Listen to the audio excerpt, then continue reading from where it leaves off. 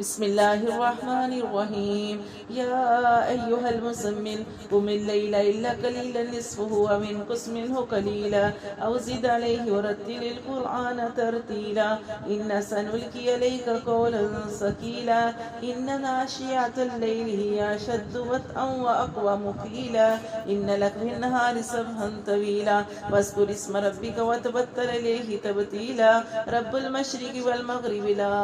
إله إلا هو فاتخذه وكيلا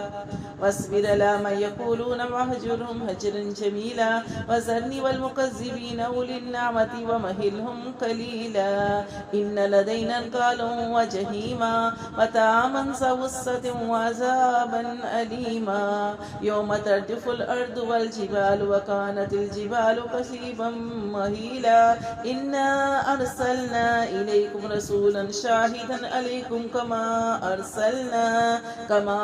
أرسلنا إلى فرعون رسولا وعصى فرعون الرسول فأخذنا أخذا وبيلا فكيف تتقون إن كفرتم يوما يجعل الولدان شيبا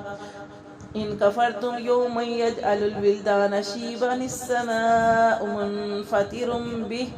كان وعده مفعولا إن هذه تذكرة فمن شاء اتخذ إلى ربه سبيلا إن ربك يعلم أنك تقوم أدنى من ثلثي الليل ونصفه وثلثه طائفة من الذين معك والله يقدر الليل والنهار علم أن لن تحصوه فتاب عليكم فاقرؤوا ما تيسر من القرآن علم أن سيكون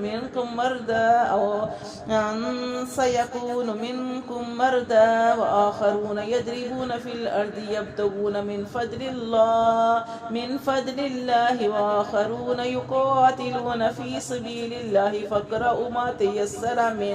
ما تيسر منه وقيموا الصلاة وآتوا الزكاة وأقرضوا الله قرضا حسنا وما تقدموا لأنفسكم من خير تجدوه عند الله هو خير وأعظم أجرا واستغفر الله إن الله غفور رحيم.